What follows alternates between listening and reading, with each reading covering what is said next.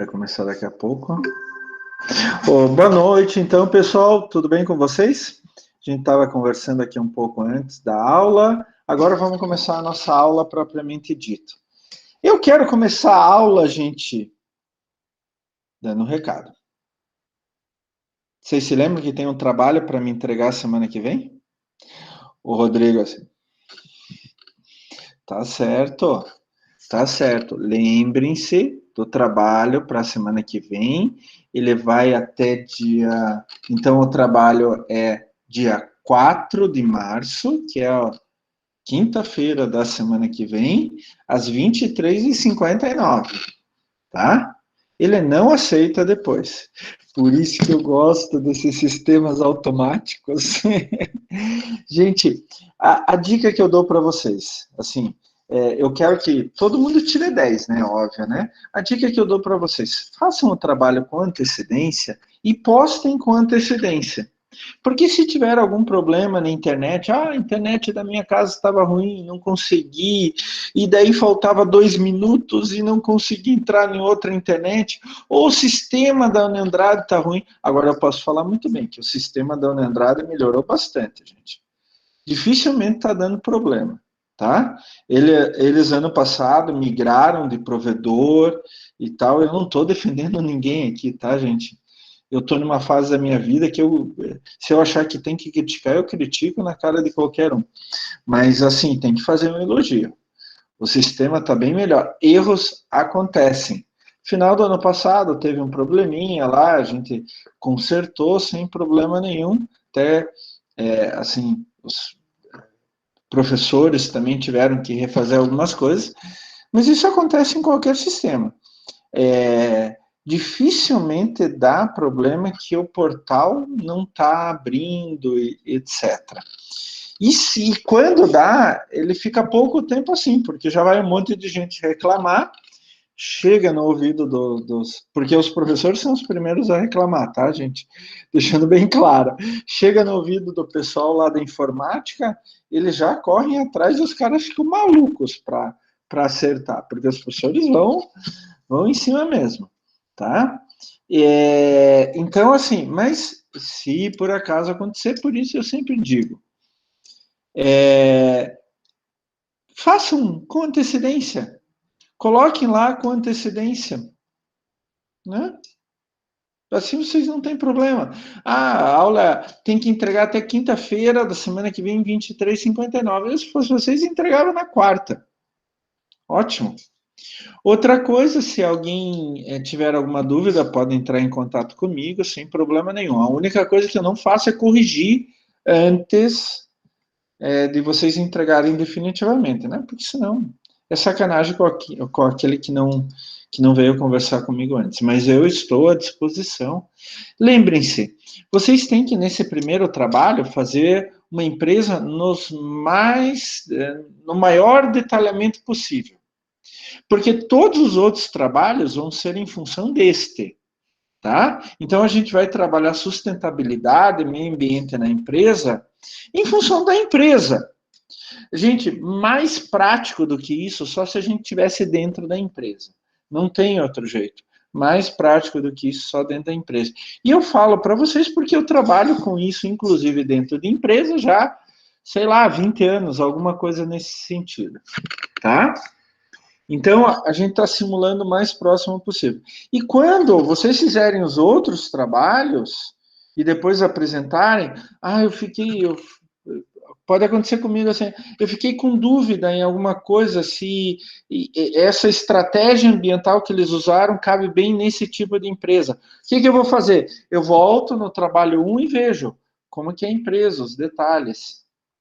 Então, de repente, tá gravando, vocês podem ser penalizados em um outro trabalho, não nesse, porque vocês fizeram o trabalho número 1 nas coxas, tá? Então, prestem atenção nisso, porque esse trabalho vai basear todos os outros, tá? E ele vai facilitar todos os outros, inclusive. Eu garanto isso para vocês, tá? Primeira coisa que a gente faz quando entra numa empresa, eu estou falando de modo prático. para trabalhar a questão ambiental, a sustentabilidade, desenvolvimento sustentável, sistemas de gestão ambiental, a primeira coisa que a gente faz é se interar com uma empresa. Que tipo de atividade, o que ela faz, se ela faz serviço ou não, quantas pessoas trabalham ali, sabe? Quais as funções de cada pessoa, os concorrentes, os fornecedores, tá? Os clientes, como são os clientes. Então, tudo aquilo que eu coloquei ali para vocês é o que a gente faz na prática, literalmente. Acredita em mim, eu tenho, modéstia à parte, eu tenho experiência nisso. Tá bom, gente?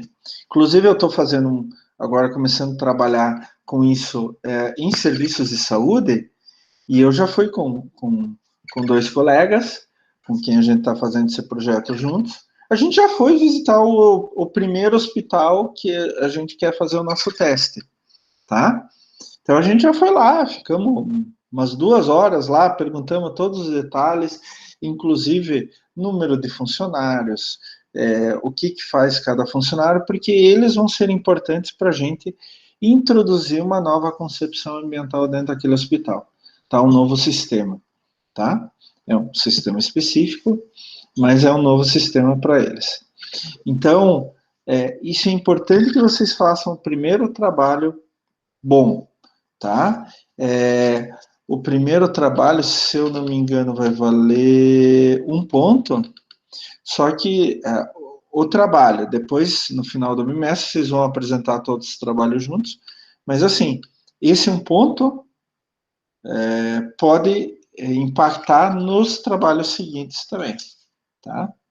Então, vamos tomar cuidado. De novo, eu me coloco à disposição, podem entrar em contato comigo por e-mail para tirar dúvidas do trabalho e tal. A única coisa que eu não faço é corrigir antes da hora, para ser justo com todo mundo, tá? Mas dicas eu posso dar sem problema absolutamente algum, tá bom? Então vamos continuar. Eu sempre falo para vocês, né? Melhor disciplina do curso de administração inteirinho. Inteirinho. Uma coisa extremamente importante. Inclusive, apesar do Covid-19, até por causa do Covid-19, a gente está vendo o quão importante é o meio ambiente, né? Há pouco tempo atrás voltou a missão da OMS, a Organização Mundial de Saúde, lá da China, e eles reafirmaram que o vírus não foi fabricado em laboratório. O vírus não fugiu do laboratório, ele não abriu a porta e saiu correndo do laboratório chinês, tá? Foi confirmado isso de novo. Já tinha trabalhos científicos publicados a partir da análise genética do vírus, dá para você ter noções se ele foi fabricado ou não. E, aliás, é muito difícil fabricar um vírus em laboratório, mas é muito difícil mesmo. E eles reafirmaram, essa missão da ONU reafirmou. É um vírus que já existia no ambiente, e como o ser humano está entrando cada vez mais, está se misturando cada vez mais, trazendo animais e tal para as cidades, então provavelmente ele veio de um reservatório animal selvagem, que foi trazido para a cidade. Isso podia acontecer, eu já falei para vocês, aqui no Brasil, tá? A gente teve sorte até agora, mas eu acho que logo, logo a nossa sorte vai acabar. Tem muitos vírus, bactérias, fungos, em toda a área de mata aqui no Brasil. E quanto mais a gente desmata, mais a gente tem probabilidade de encontrar algo novo que pode ser um problema para a gente, tá? Em termos de saúde humana. Então, até com Covid-19, a gente vê a importância de a gente tomar cuidado com o meio ambiente. Mas a gente está vendo, né? A gente já conversou sobre isso, a falta de água na região metropolitana de Curitiba. Aliás, agora está chovendo um pouquinho aqui, graças a Deus, aqui, pelo menos na minha casa. Hoje já choveu um pouquinho mais. Mas isso tem muito a ver com tudo. Eu vi esses dias no Facebook, eu nem entrei, eu não entro mais em polêmica em Facebook e tal, mas um grande amigo meu, uma pessoa que eu admiro demais, colocou tirando sarro das mudanças climáticas e tal, do chamado aquecimento global. Por quê? Agora na Europa, Estados Unidos, vocês estão vendo uma onda de frio incrível, né? Texas está debaixo de neve, o que, convenhamos, não é muito comum, né? Um amigo meu alemão mora em Berlim, mandou fotos, o jardim da casa dele está lindo, né? Mas tem ondas de frio muito grandes, daí ele ironizando, ele é de direita, ironizando, esse negócio de aquecimento global é mentira, de esquerdista, que isso, que aquilo e tal. Eu fui explicar para ele, a questão do aquecimento global, a temperatura média do planeta em um ano, ela sobe. Então, você tem que ver a temperatura média no verão, no inverno, outono, primavera, de todos os lugares. Ela está subindo. Mas isso faz o quê, pessoal? Isso principalmente torna todos os fenômenos climáticos mais imprevisíveis e mais fortes. Eu não sei se vocês estão notando, os verões estão mais quentes, os tempos de estiagem estão mais longos, os invernos estão mais frios. Hoje você tem furacão em lugar que você não tinha. Em lugar que você tem furacão normalmente, você está vendo muito mais furacões. E isso já de 30, 40 anos para cá. Não é só agora, não. A gente está notando que as dinâmicas climáticas estão ficando cada vez mais exacerbadas, quer dizer, maiores, exageradas. Quando acontece alguma coisa, é para acontecer mesmo, né? Então, a gente tem que tomar cuidado com isso. Não é só tudo ficar mais quente, gente. É claro que fica mais quente, a temperatura global média anual, ela está aumentando. Nos últimos 20 anos, acho que já aumentou 2, 3 graus. Mas isso é o suficiente para fazer com que todos os fenômenos climáticos no planeta fiquem mais exagerados, tá? Olha, ontem, eu até posso procurar aqui no celular, uma amiga austríaca colocou uma foto no Facebook. Inverno na Áustria, estava nevando até pouco tempo atrás, agora parou de nevar, onde ela mora, perto da fronteira com a Eslováquia, bem pertinho. Ela colocou uma foto assim, e eu vi a foto assim, neblina. Até eu ia curtir. Daí eu vi a legenda da foto. Ela dando boa tarde para a areia do Saara. Eu pensei, ué, a Marta, essa minha amiga, está na África? Não. O que está acontecendo na Europa agora que eles estão com tempestade de areia em pleno inverno, com areia do deserto do Saara? Incrível isso. É incrível isso. O deserto do Saara fica a milhares e milhares e milhares de quilômetros da Áustria. E eles estavam numa tempestade, não aquela super tempestade de areia, né? Mas dá para chegar a ver névoa. Vocês se lembram quando estava a época de estiagem aqui, que chegava as cinzas do Mato Grosso, né? Do Pantanal, e dava para ver isso aqui em Curitiba. Ver. Então, assim, é um assunto importante e a gente tem que tem que trabalhar mais isso. Por isso que eu falo que é tão importante essa disciplina para vocês, tá? Fora mercado, né? Isso daí está ficando cada vez mais complicado. Empresas que não prestam atenção no meio ambiente, vide Vale do Rio Doce, estão ficando cada vez com mais problemas. Vamos lá, então, gente. Eu vou compartilhar a nossa aula de hoje. E hoje vai ser um assunto.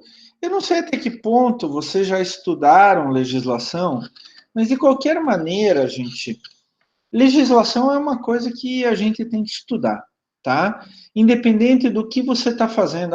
Eu trabalho com parte financeira na empresa, RH, ou produção, ou sei lá o quê. Legislação é uma coisa que você tem que entender o básico.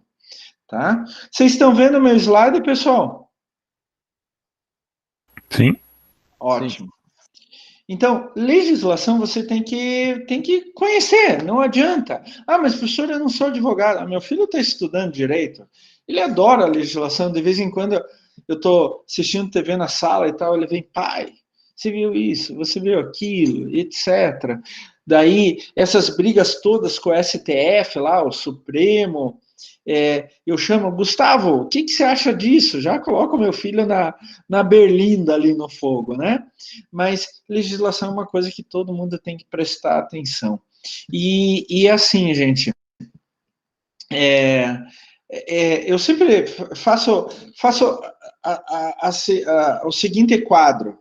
Quando você nasce, você só sabe duas coisas que vão acontecer na tua vida. Só duas.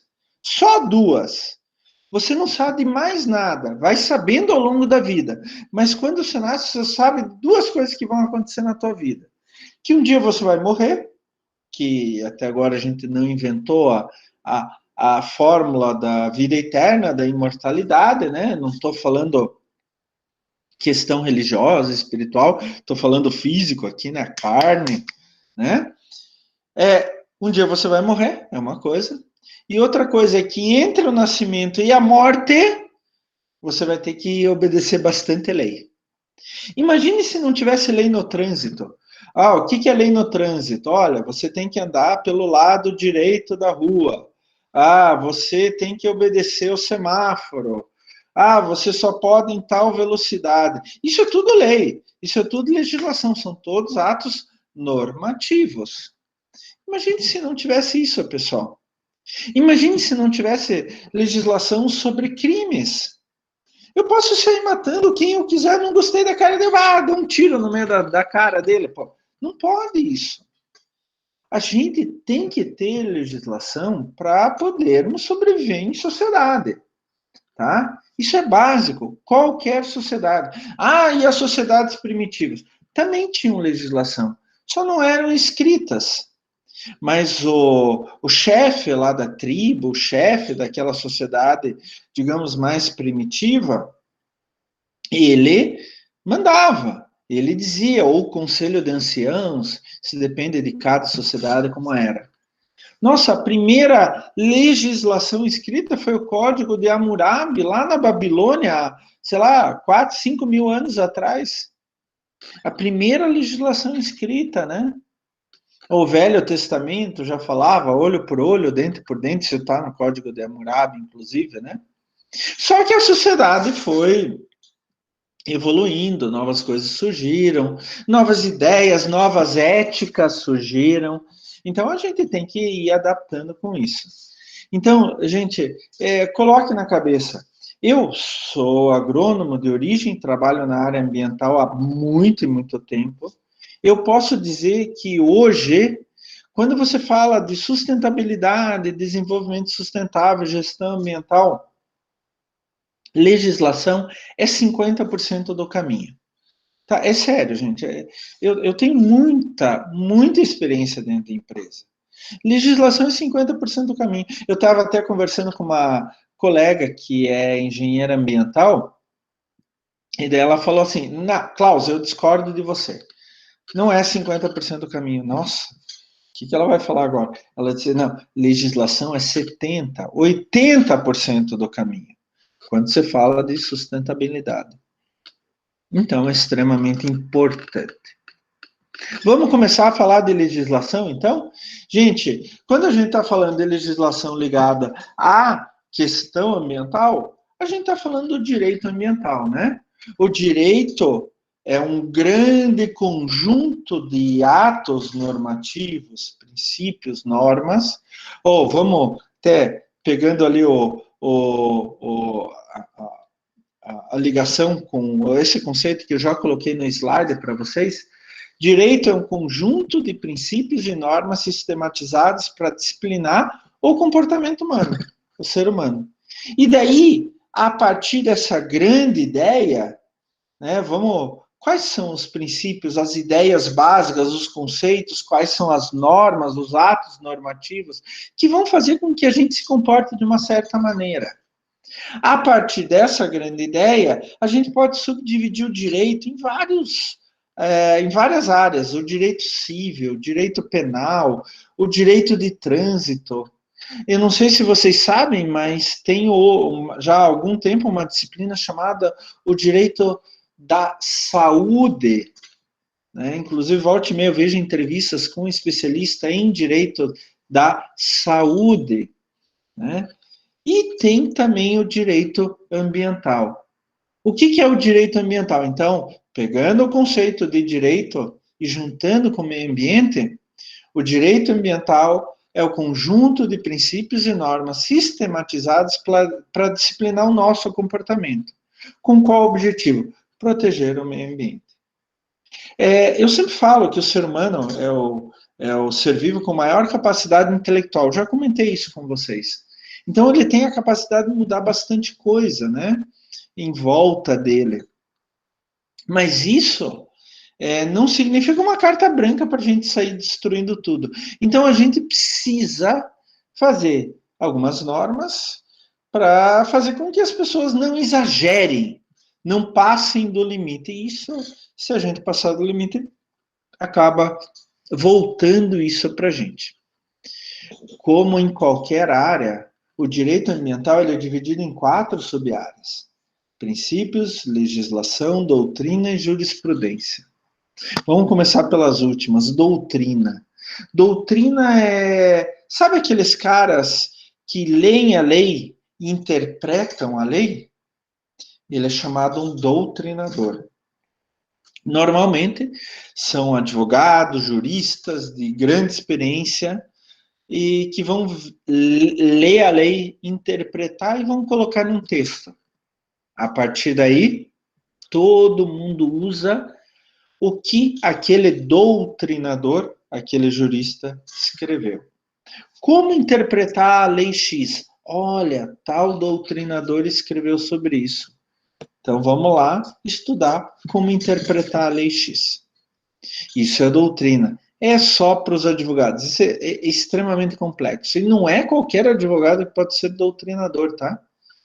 Vamos com calma. Jurisprudência. O que é a jurisprudência?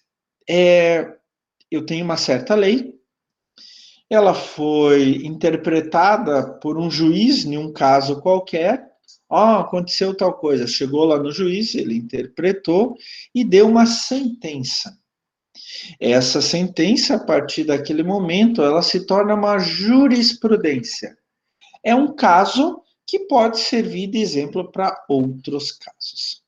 Aqui no Brasil, a gente tem por parte do Supremo a figura da folha vinculante.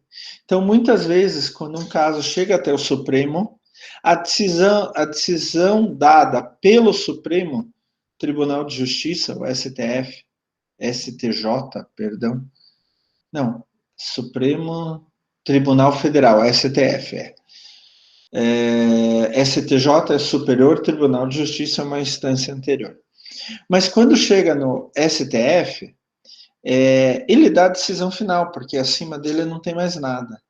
Então, se ele publicar aquela decisão final em forma de uma folha vinculante, ela se torna automaticamente jurisprudência. Todos os tribunais abaixo, eles têm que dar o mesmo tipo de resultado final. Isso também é para juiz, gente, para advogado e tal. O que nos interessa como administradores? Para nossa empresa, vamos ser bem objetivos. Princípios e legislação. Os princípios são as ideias básicas que dão origem à legislação. E legislação são os atos normativos propriamente dito que a gente precisa seguir no dia a dia, tá?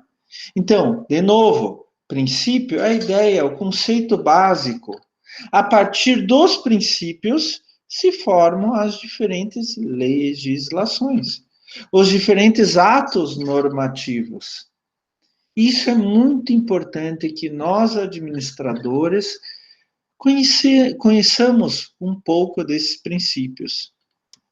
E eu vou apresentar alguns deles. Alguns princípios do direito ambiental. Tem mais princípios aqui no Brasil do que eu vou mostrar para vocês. Eu vou mostrar os mais importantes, tá? Lembrando de novo, a partir desses princípios é que todas as leis, todos os atos normativos são feitos. Pensem nisso. Assim como temos princípios do direito ambiental, temos princípio do direito comercial, direito administrativo, direito penal, civil, direito da família e assim por diante. Então, eu vou mostrar agora para vocês alguns dos princípios do direito ambiental mais importantes. Professor, por que eu preciso saber disso? Porque você precisa estar preparado para legislação. E toda legislação vem desses princípios. Dessas ideias básicas, desses conceitos básicos, tá? O primeiro princípio que eu quero mostrar para vocês é um princípio que existe em outras áreas do direito que a gente usa também no direito ambiental. O princípio do direito humano fundamental. E no caso do meio ambiente, ele diz assim, ó, o meio ambiente pertence a todos. Isso já vem desde a Declaração de Estocolmo em 72 e depois a Declaração do Rio em 92. Eu vou dar um exemplo para vocês. Eu quero que vocês me respondam. Não, não precisa responder. Não. Digamos que eu tenha um papagaio em casa. Um tio meu tinha uma arara em casa. Digamos que eu tenho um papagaio, uma arara, um sabiá em uma gaiola, um curió em uma gaiola, tá?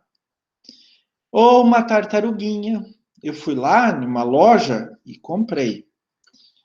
Esse papagaio, essa arara, são meus? Não.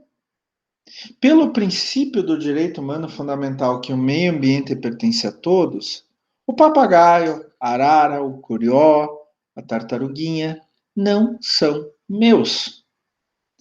Porque eles pertencem ao Brasil. Eles pertencem a toda a sociedade.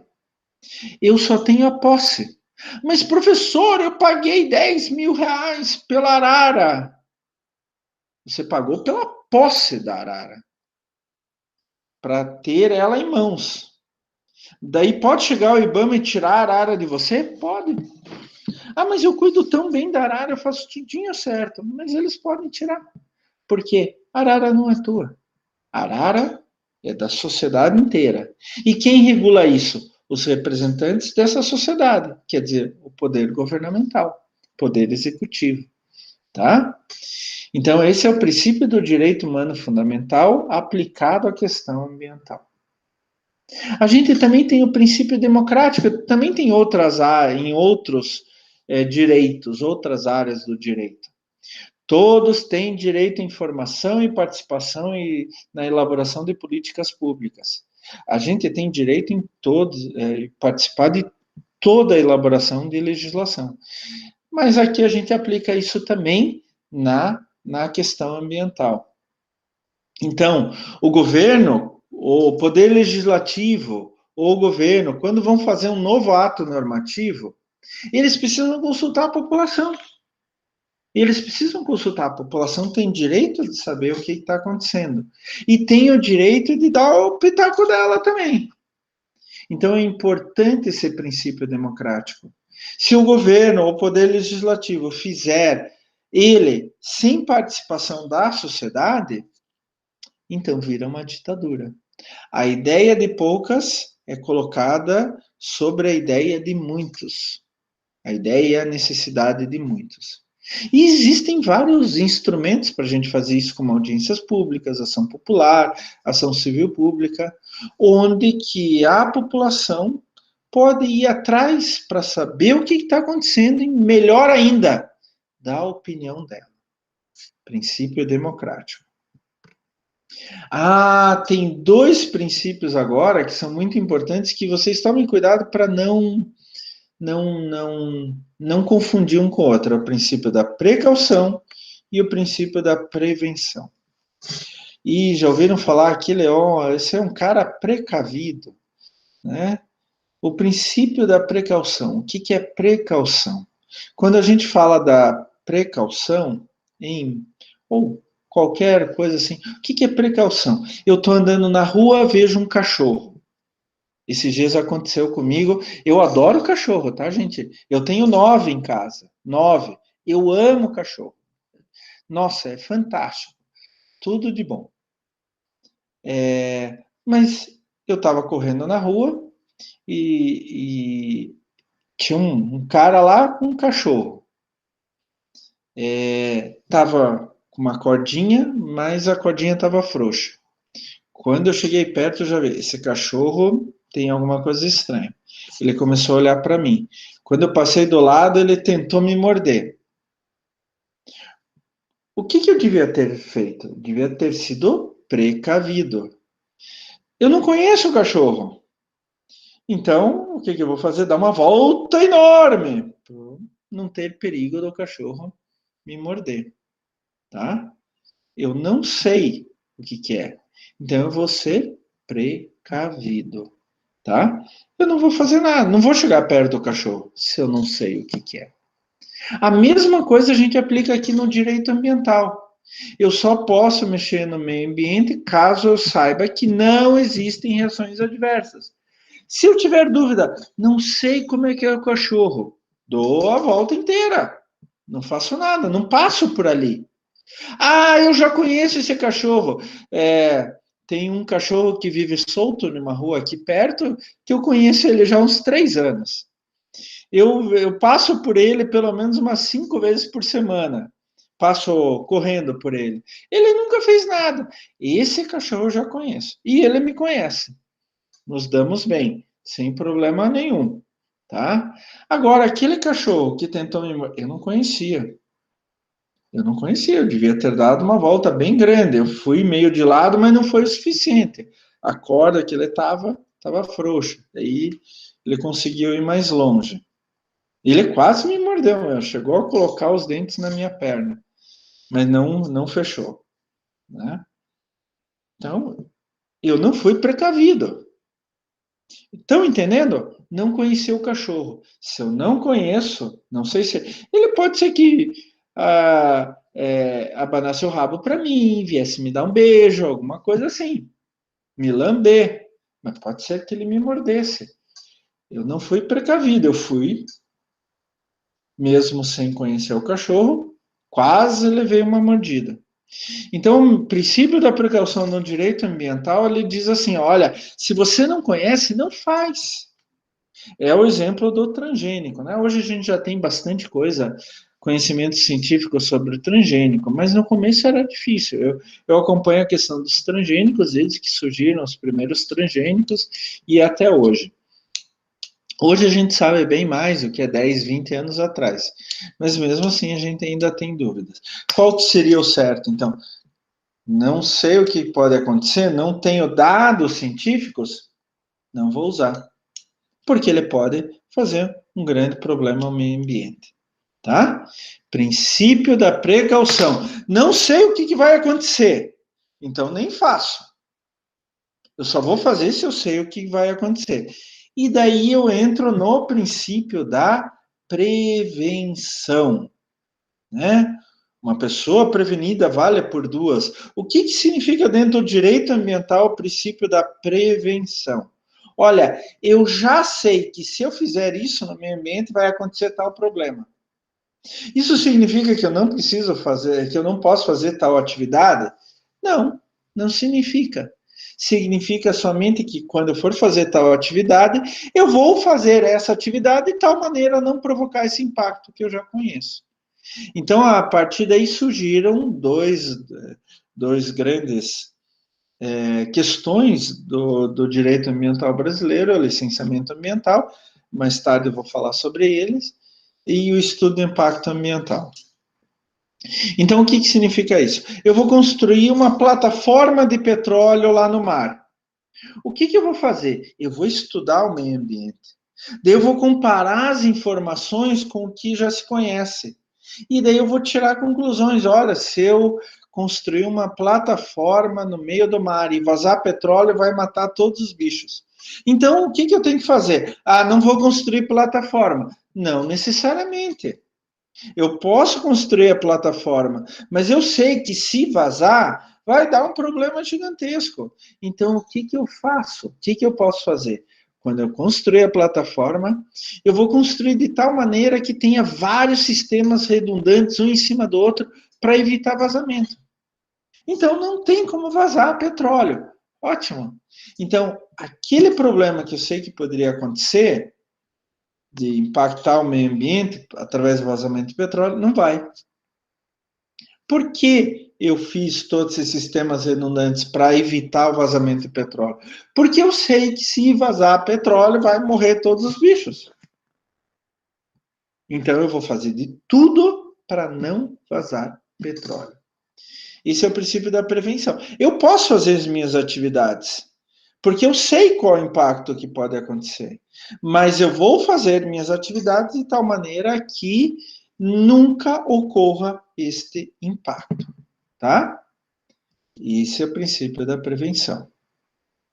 Até agora, tudo certo, gente? Alguém tem alguma dúvida? Algum problema até agora? Não, professor. Gente, vocês sabem que vocês podem interromper a aula. Eu explico quantas vezes for necessário. Eu quero os melhores administradores do mundo na questão ambiental, tá? Eu quero, quando vocês forem CEOs de grandes empresas, vocês vão fazer coisas para diminuir o impacto de vocês, da empresa de vocês, e vão dizer, graças ao professor Klaus, né? Tem o princípio da responsabilidade, né? É mais ou menos assim, cara, fez besteira, você vai pagar pela tua besteira, tá? Você deixou de fazer algo que devia ter feito pelo meio ambiente, vai pagar por ter deixado de fazer algo, tá? Então esse é o princípio da responsabilidade. Fez a besteira, assuma. Você vai ter que pagar por isso. E daí tem uma outra lei que foi baseada nisso, que faz a dosimetria disso, que é a lei de crimes ambientais, né? Então, volte e meia se fala na TV, nos jornais e tal, a lei de crimes ambientais. Ele faz a dosimetria. Por exemplo, você foi pego desmatando, fazendo desmatamento ilegal. Lá está na lei de crimes ambientais qual é a dosimetria disso. Né? Faz tráfico de animais, né? Olha os papagaiozinhos. Lá tem a dosimetria disso. Inclusive, tráfico de animais é lei inafiançável, tá, gente? Deixando bem claro. Você fica na prisão até o julgamento. Não tem como sair sob fiança. Ah, mas eu posso pagar, eu tenho dinheiro para pagar R$ 1 milhão na fiança. Não, não adianta. Então a gente tem que tomar cuidado com isso daí, tá bom? O tráfico de animais é uma das indústrias ilegais mais lucrativas do mundo, junto com o tráfico de drogas, de armas, de órgãos, de mulheres, e tem o tráfico de animais também. Tudo isso que eu acabei de falar é contra a lei. É contra a lei, é antiético, anti-humano, tudo isso. A gente tem que evitar tudo isso daí, tá bom? Então, o princípio da responsabilidade no direito ambiental, ele fala, ó, você fez alguma porcaria contra o meio ambiente, agora se vira, você tem que assumir a porcaria que você fez, tá? Muito importante. Tem dois princípios que eu coloquei junto aqui para a gente poder entender, é o princípio do usuário pagador e do poluidor pagador. O usuário pagador é o que a gente faz agora, mesmo sem a gente saber. Então é o seguinte, chega a conta da Sanepar aqui em casa. Antigamente, há 20, 30 anos atrás, quando chegava a conta da Sanepar, eu reclamava, lógico, né? Tinha que pagar, quem não reclama. Mas eu reclamava, mas era assim, o que constava na conta? Todos os custos da Sanepar. E os impostos, né? Infelizmente, imposto. Então a Sanepar pegava a água em algum lugar, transportava, tratava, tornava a água limpa e levava até minha casa. Então, quando eu pago conta de água, eu pago isso daí. Hoje em dia, tem mais uma coisa que a gente paga. A Sanepar tem que pagar para a sociedade pelo direito de tirar a água do meio ambiente. É como se fosse um royalty, que nem o royalty do petróleo, né? A Petrobras, aliás, que está dando muita confusão com a Petrobras essa semana, né? A Petrobras perdeu, de semana passada para essa semana, 100 bilhões de reais em valor de mercado, por causa daquela polêmica de troca de presidente, por causa de controle de preços e tal, complicado. Ai, complicado isso daí. A Petrobras, quando vai tirar petróleo, não é ela chegar lá, fazer um buraco, tirar petróleo e ganhar rios de dinheiro com isso. Não, ela tem que pagar para a sociedade. Por quê? O petróleo é da sociedade. Então, ela vai pagar royalties pelo petróleo. A Sanepar é a mesma coisa. A Sanepar, quando tira a água de um rio, de um lago, de uma represa, por mais que ela tenha construído a represa, não importa, a água é da sociedade. Então, hoje, a Sanepar tem que pagar para tirar esse recurso natural. E é claro que isso é transferido para o usuário final, né? Para o cliente final. Então, quem de vocês paga a conta de água em casa? Você está pagando para a sociedade também pelo direito de usar aquela água. Antigamente não era assim.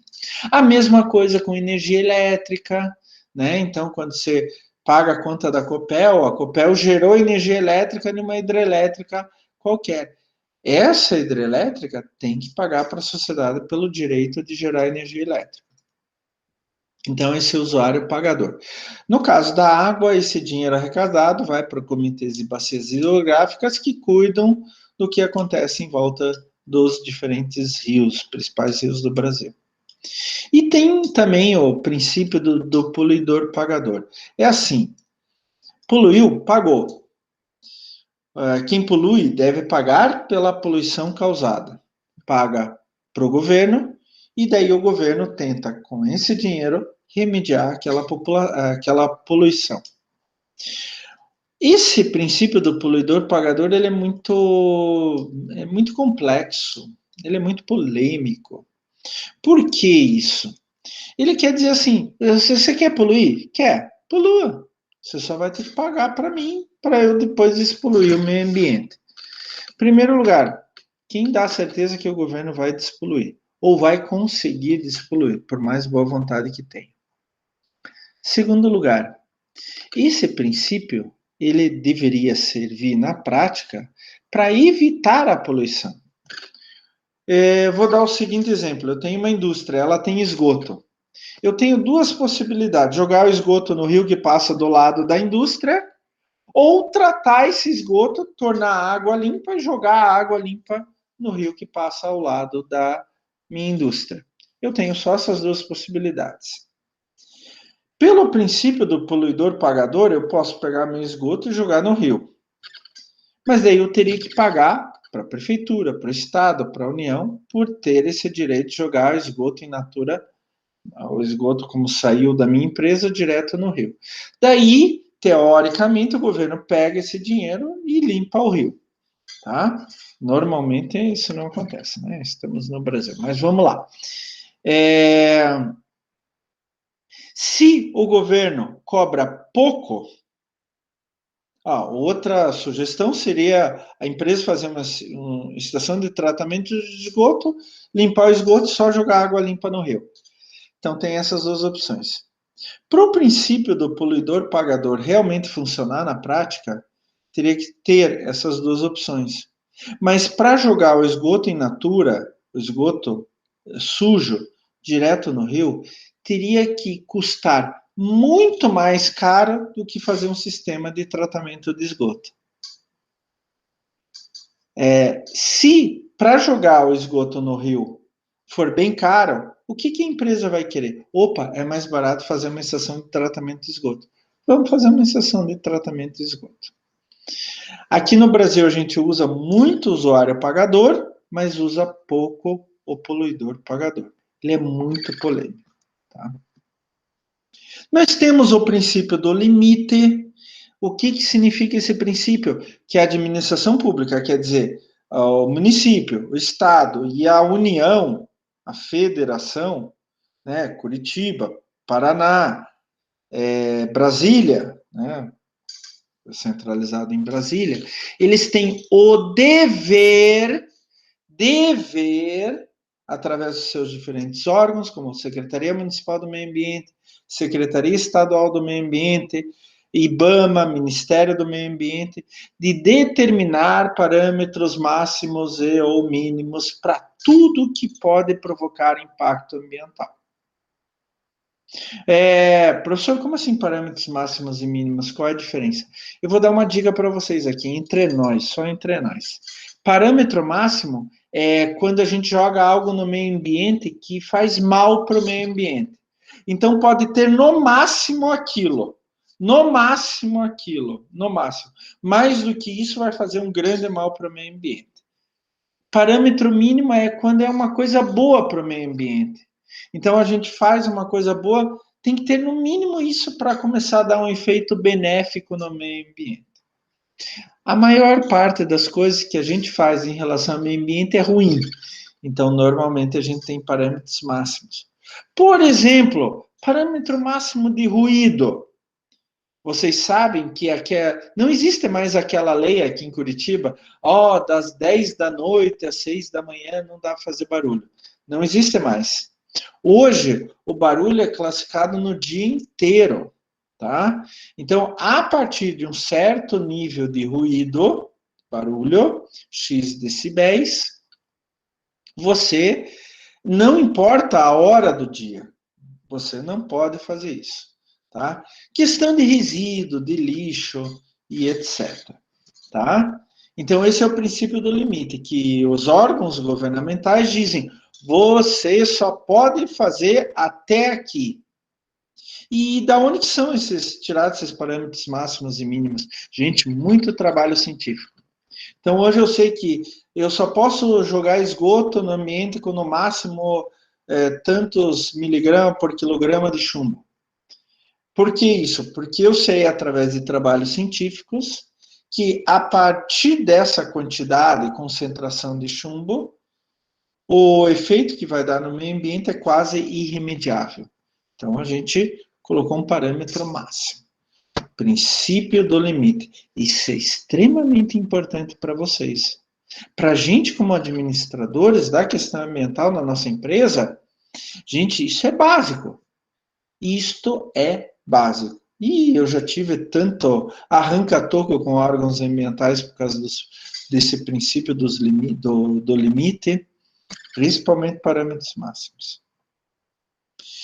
Bom, se voltar aqui só um instante, estes são os princípios do direito ambiental brasileiro. Tem mais, tá? Na verdade, são uns 30 princípios, eu apresentei 8, porque aqui no sexto eram 2. Tem mais, mas esses são os principais. E a partir daí é que o poder legislativo, Câmara de Vereadores, Câmara de Deputados estaduais, Câmara de Deputados federais e o Senado, eles vão criar todas as leis. É a partir daí que os órgãos ambientais da prefeitura, do estado e da União, da federação, vão criar mais atos normativos a partir desses princípios do direito ambiental brasileiro. E é muito importante que a gente conheça toda essa legislação, esses atos normativos. Por isso, a gente vai ver alguns conceitos sobre o que são esses atos normativos. Gente, o maior ato normativo que a gente tem em qualquer país é a Constituição. A lei fundamental de um país. Até só de curiosidade, pelo amor de Deus, gente. Constituição, em alemão, se chama Grundgesetz. Gesetz é lei, Grund é fundamental, básica. Então, em alemão, Constituição é a lei básica, literalmente. O idioma alemão, ele cria palavras novas pela junção de palavras já existentes. Então, Constituição é a lei fundamental de um país.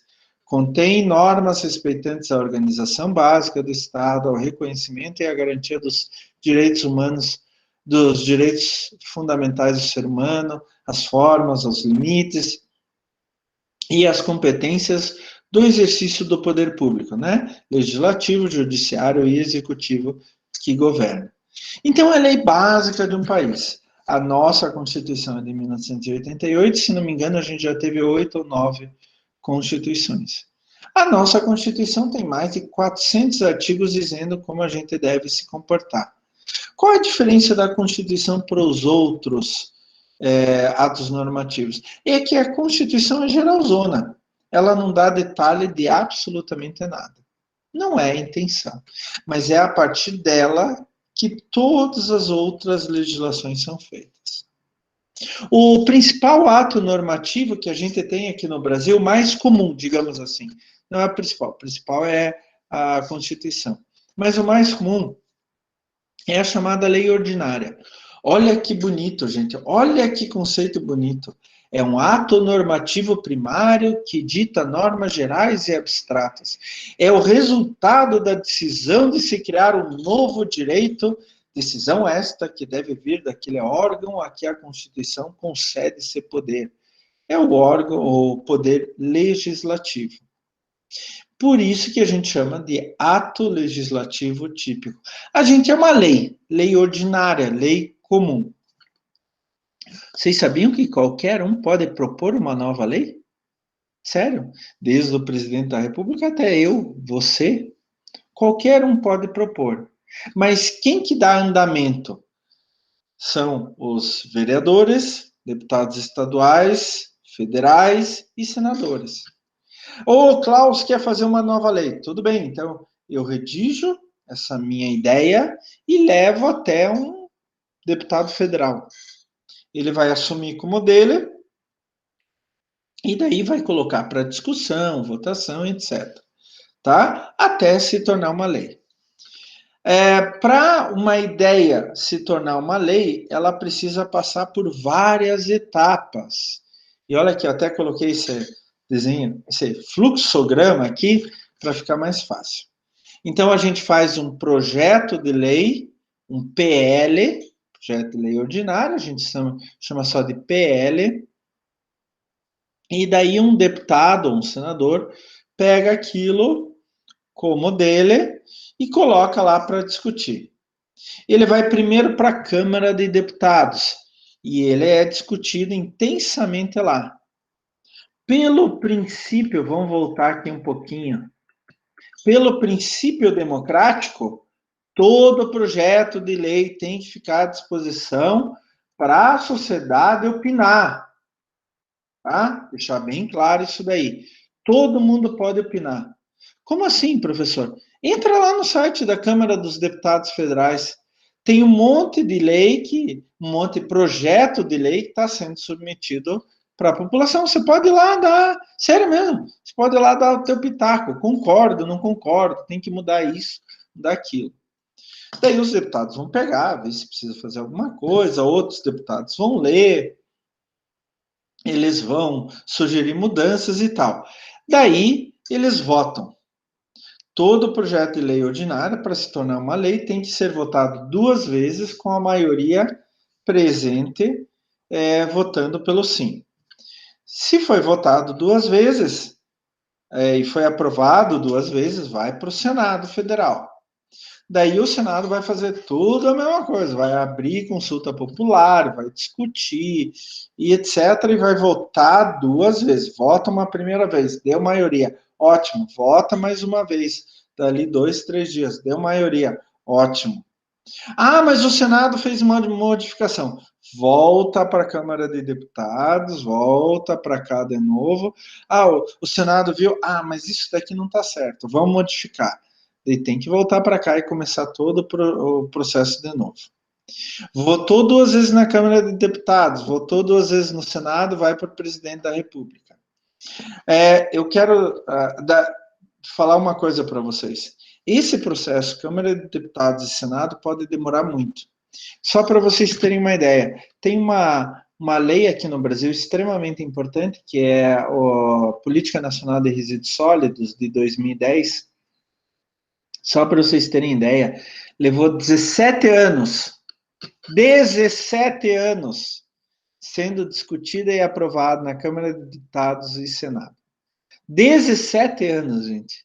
Ela foi assinada em 2 de agosto de 2010 pelo Lula, no dia do meu aniversário. Bom, agora vocês sabem que eu faço aniversário 2 de agosto. Aceito presentes, tá? Falando sério. Votou 2 vezes na Câmara de Deputados, votou 2 vezes no Senado, vai para o presidente da República. Ele pode seguir por 2 caminhos. Ele pode vetar, quer dizer, não gostei. Não, do que você não gostou, presidente? Eu não gostei da lei inteira. Ele veta a lei inteira. Ah, eu não gostei desse artigo. Ele veta esse artigo. O problema é que quando o presidente da República veta, nem que seja uma linha, a lei tem 40 páginas, ele vetou uma linha, tem que voltar tudo de novo. Daí a Câmara de Deputados e o Senado podem derrubar o veto do presidente. O problema é que quando chega de novo para ele, ele vai vetar de novo. Então aí precisa ter um poder de arguição, de negociação muito grande entre o poder legislativo e o executivo. O legislativo é deputado, senador, o executivo é o presidente. Mas, por outro lado, ele pode sancionar a lei. Ok, está tudo certo, eu sanciono a lei, eu permito que a lei funcione.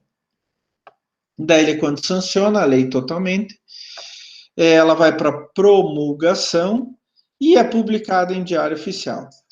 Foi publicado em Diário Oficial, ela está valendo. A não ser que a própria lei diga lá no seu artigo 1º, que ela só vai valer a partir de tal dia e tal hora. Isso acontece muito na área ambiental. Uma lei ela é publicada em Diário Oficial, mas ela diz assim, ó, só estarei valendo daqui 4 anos. A própria Política Nacional de Resíduos Sólidos, em alguns dos seus aspectos, foi assim. Tá? Então, é assim que funciona o sistema para se publicar uma lei ordinária, que é o tipo mais comum de lei. Existem outros tipos de lei, né? Lei delegada, quando o Poder Legislativo diz assim para o presidente: presidente, está aqui de mão beijada. O senhor pode fazer qualquer lei que o senhor quiser. A gente dá o poder para o senhor. Isso só acontece em ditaduras, por exemplo, assim na Venezuela. A lei complementar, ela complementa algo, né? Então, ela tem por finalidade regulamentar normas já existentes, caso tipo de Constituição. Como a Constituição é geral, ela não é muito específica, eu preciso de uma lei complementar para tornar mais específico, para detalhar aquilo que a Constituição foi geral. Então, os diferentes pontos, artigos da Constituição. E a medida provisória, nossa, isso daí todo mundo ouve falar, né? Medida provisória é assim, aconteceu algo muito sério, a gente precisa tomar uma iniciativa agora. Não dá tempo para discutir todo o andamento de lei. Não dá tempo, não dá. Então vamos fazer uma medida provisória? Vamos. Faz uma medida provisória. Publicou, está valendo. Qual que é o problema da medida provisória? Se ela não, ela tem que passar pelo Congresso para virar lei. Se ela não for votada no Congresso, é assim, prazo de vigência 60 dias, podendo ser prorrogado por mais 60 dias, até no máximo 120 dias. Então, se ela não for votada pelo Congresso em 120 dias e aprovada, né, ela perde a sua razão de ser. Então, tudo aquilo que foi feito tem que voltar tudo atrás, porque é como se não tivesse existido nada. A gente fala que medida provisória é só quando está acontecendo algo muito emergencial. Por exemplo, uma medida provisória para aprovar o auxílio emergencial para as famílias. As famílias precisam agora, não dá para ficar discutindo 6 meses no Congresso. Não dá 6 meses, 1 ano. A gente precisa desse dinheiro agora. Então, o presidente faz uma medida provisória para liberar esse dinheiro para as famílias que precisam. Ah, aconteceu, olha lá, as enchentes que tá acontecendo no Acre agora. Eu preciso ajudar aquele pessoal lá agora, então eu vou fazer uma medida provisória agora, tá? Não dá para esperar para discutir lei. O problema é, se em 120 dias não for votado, acaba a vigência daquela medida provisória, tá? Tem o decreto legislativo e os decretos em geral, quando eu não preciso passar pelo poder legislativo, ou pelo poder executivo. O decreto legislativo, ele faz um ato normativo que não precisa mandar para o presidente, para o governador, para o prefeito, para ele sancionar. São coisas normalmente internas. Por exemplo, tratado, acordos, atos internacionais, autorizar o presidente da República a declarar guerra ou celebrar paz, etc., pode ser feito por um decreto legislativo. Não precisa discutir como lei, não precisa o presidente sancionar. Por isso eu falei, aquela vez que o Bolsonaro falou ano passado, eu acho que foi comecinho desse ano, não me lembro, acho que foi ano passado, que se os Estados Unidos não sei o que, a gente manda bala. Em primeiro lugar é loucura, mas segundo lugar, o presidente não pode declarar guerra a nenhum país sem anuência do Poder Legislativo. Então, a Câmara de Deputados e o Senado tem que liberar o presidente a declarar guerra, tá? E isso ele simplesmente libera. Ele não precisa que o presidente assine nada, ele simplesmente libera. Isso é um decreto legislativo. Tem os decretos em geral que são feitos pelo Poder Executivo, prefeito, governador e presidente, que não precisa passar pelo poder legislativo. Por exemplo, eu vou nomear um assessor, eu não preciso passar pelo poder legislativo para nomear o assessor, com algumas exceções, presidente do Banco Central e algumas poucas exceções. E, finalmente, tem dois tipos de atos normativos, resolução e portaria, que esses são muito comuns na área ambiental e eu queria que vocês prestassem atenção. Eles são basicamente a mesma coisa. Eu tenho uma lei que não dá detalhes. Por que as leis normalmente não dão muitos detalhes? Principalmente na área ambiental. Porque a gente está acumulando cada vez mais conhecimento. Então, se uma lei diz assim, você só pode jogar tal concentração de chumbo no rio, não mais do que isso. Pode ser que daqui a 10 anos a ciência chegue à conclusão que aquilo é muito, tem que diminuir mais, e assim por diante. Se eu colocar esses números em uma lei, para modificar essa lei, eu tenho todo aquele processo longo. Então, normalmente, por exemplo, números máximo de poluição que você pode jogar no meio ambiente. Normalmente isso não vai em lei. É o órgão ambiental, pode ser aqui em Curitiba, Secretaria Municipal do Meio Ambiente, no Paraná, Instituto Água e Terra, IAT. E no Brasil, IBAMA, Ministério do Meio Ambiente, normalmente são eles que vão dizer assim, ó, o máximo que você pode jogar é X, tá? E daí eles podem modificar isso todos os anos, se quiserem, a cada 6 meses, se quiserem. Eles vão fazendo novas resoluções e novas portarias. A portaria mais relacionada, por exemplo, à punição, né? Eu vou punir alguém, então vai fazer uma portaria e assim por diante, tá? E qual é a hierarquia dessas normas, desses atos normativos? Acima de tudo está a Constituição brasileira, tá? Abaixo da Constituição, leis ordinárias. Abaixo de leis ordinárias, leis delegadas. Deixar bem claro que eu, na minha idade, eu nunca vi leis delegadas aqui no Brasil, tá? Pode ser que lá no começo da ditadura militar tivesse leis delegadas, mas eu ainda era muito pequeno, não sei se aconteceu. Depois vem medidas provisórias, decretos legislativos, resoluções e portarias, e, por fim, algo feito entre entidades privadas, contratos, e junto com o Poder Judiciário, sentenças. Tá? Essa hierarquia. Prestem atenção nessa hierarquia, que a aula que vem a gente vai falar mais delas. Professor, na área ambiental, professor, o que eu tenho que tomar cuidado? Tem que tomar cuidado com Constituição, tem o artigo 225 que dá toda a base da questão ambiental no Brasil. Eu tenho que tomar cuidado com leis ordinárias, conheci muito bem as leis ordinárias existentes no Brasil em relação ao meio ambiente e resoluções e portarias.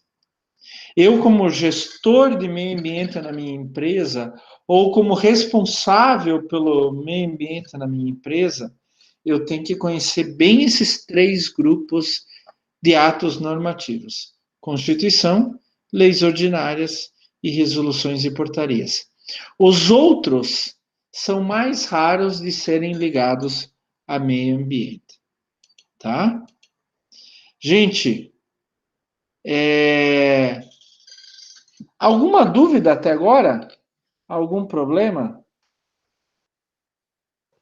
Eu não, professor.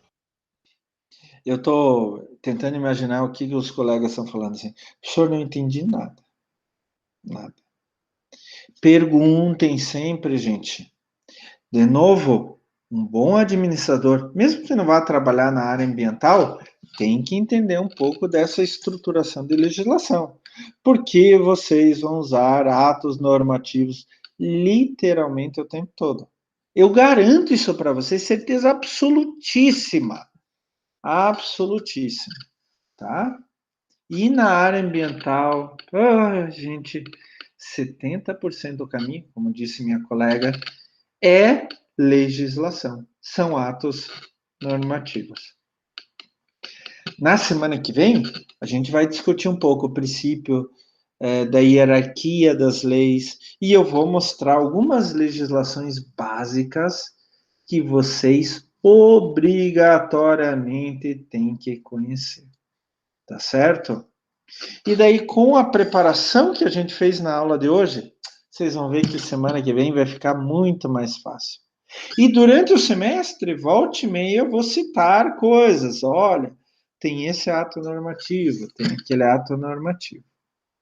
Agora, um dos grandes segredos, além de entender o que é cada ato normativo desses que a gente conversou hoje, né, o que ele representa no total, como que ele funciona, a classe dele, digamos assim, é vocês ficarem sempre de olho. Eu me lembro, há 1 ano e meio atrás, fui dar aula para o curso de farmácia, na parte de qualidade, e eu estava falando de uma legislação. E um aluno, uma legislação bem nova, mas um aluno levantou a mão. Professor, semana passada essa legislação mudou. Eu já fui no meu celular, fui vendo. Pois é, você tem razão. Meu Deus do céu. E daí eu já parei a aula. Vamos atualizar, né? A legislação pode mudar o tempo todo. Então, principalmente a área de administração, ela tem que tomar cuidado com as mudanças na legislação. Vocês sabem que na área contábil, na área de impostos, isso é pior ainda. Mas é a mesma coisa na área ambiental. Eu, por exemplo, gente, eu estou sempre de olho, eu assino até uma revista na área ambiental aqui, porque ela volta e meia traz algumas legislações novas. Então a gente tem que tomar cuidado, tá? Eu vou dar umas dicas na aula que vem para vocês, aonde vocês podem procurar legislações novas, tá? Mas hoje tem até serviço de assinatura de legislação, não só para a área ambiental, para a área contábil, né? Na área fiscal tem também. Mas eu sou mais ligado à área ambiental, é lógico, né? Gente, dúvidas? Dúvidas? Perguntem, gente. Eu sempre falo, né? Quando vocês não perguntam, o professor fica numa dúvida cruel. A gente nem consegue dormir depois. Por quê? De duas, uma. Ou vocês entenderam tão bem que não teve dúvida. Ou não entenderam absolutamente nada, nem o suficiente para formular uma dúvida.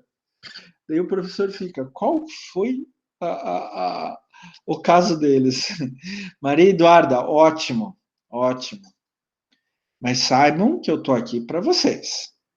Eu tento explicar do modo mais didático possível, né? Do geral para o mais específico, não pulando nada, devagar, reexplicando para vocês não terem dúvidas. Mas é claro que sempre surgem dúvidas. E lembrem-se de uma coisa: eu tive um professor na Alemanha, quando eu fui fazer doutorado sanduíche lá, passei um tempo lá, em Freiburg. Eu não gostava muito daquele professor, mas eu me lembro uma vez ele falou a seguinte frase para os alunos, não sei se já comentei com vocês, mas ele disse assim: façam perguntas.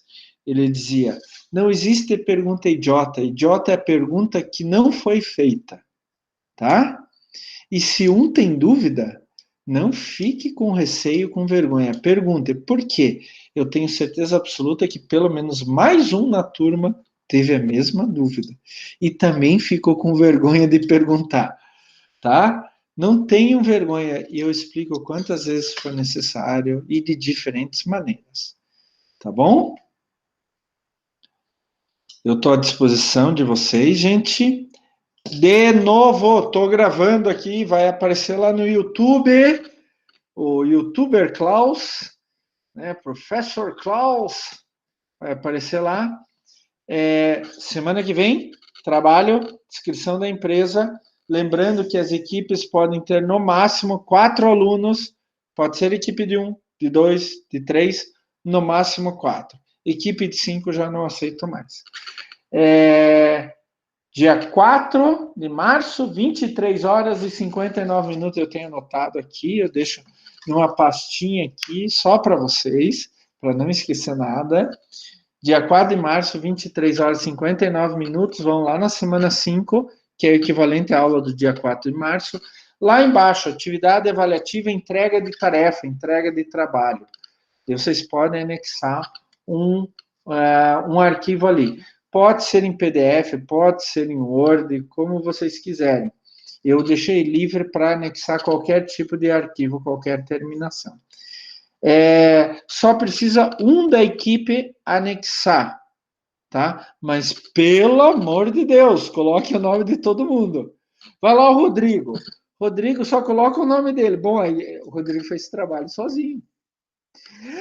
Daí o resto da equipe, daí eu dou 0 para o resto da equipe, daí o resto da equipe vai brigar com o Rodrigo, né? Né, Rodrigo?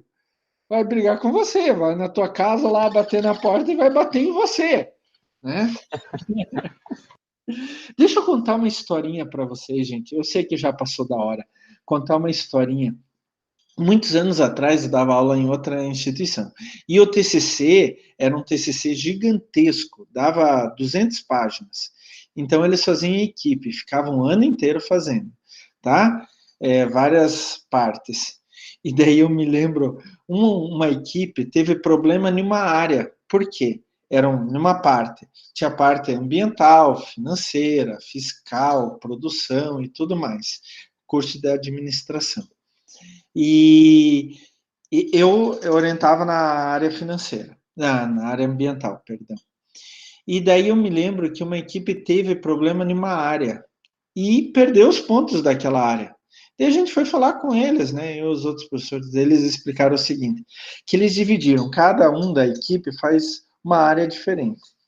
E daí tinha um aluno que pegou tal área e não entregava para o resto da equipe, não discutia com o resto da equipe, nada. Ficou uns 2 dias antes do prazo final, o cara não entregava para o resto da equipe. Eles foram na casa do cara. Debateram lá, atendeu a mãe do cara. Precisamos falar com um X. Tá aí, pode entrar. Não tem problema. foram até o quarto do cara e não estava lá. Eles foram falar com a mãe do cara, mas a senhora não falou que ele estava. Ele está aí, com certeza absoluta. O que aconteceu? O cara não tinha feito nada, zero do trabalho da parte dele. Daí ele ficou com medo dos colegas e se escondeu debaixo da cama. Eu não estou brincando com vocês, essa é séria, é verdadeira, tá? É verdade esse bilhete, tá bom? Vamos lá, gente, aproveitem o resto da aula para fazer atividade de frequência, vejam com cuidado e respondam com cuidado. Lembre-se que ela não vale só frequência, ela também vale nota no bimestre. Inclusive, esse bimestre, uma boa parte da nota, né? Porque lá no dia da prova, a gente substituiu a nossa prova pela apresentação dos trabalhos do primeiro bimestre. É isso? Eu acho que é. É exatamente isso. Só no primeiro bimestre, tá? Então, tomem cuidado com isso daí. Tá bom, gente?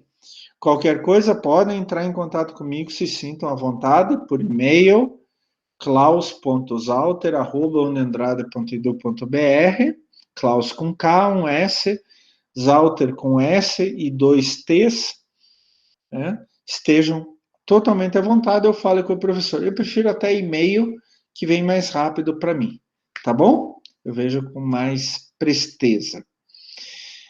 Qualquer dúvida, podem entrar em contato. Vão fazer a atividade de frequência, faz parte das tarefas de vocês em cada aula, tá? Se lembrem disso, tá bom, gente? Beleza, professor. Beleza, boa Muito noite. obrigado, boa noite. Grande Boa abraço. noite, gente. Até a semana que vem, gente. O trabalho, hein? Boa Olha noite, o trabalho. professor. Boa noite, professor. Boa noite. Tudo de bom para vocês, gente.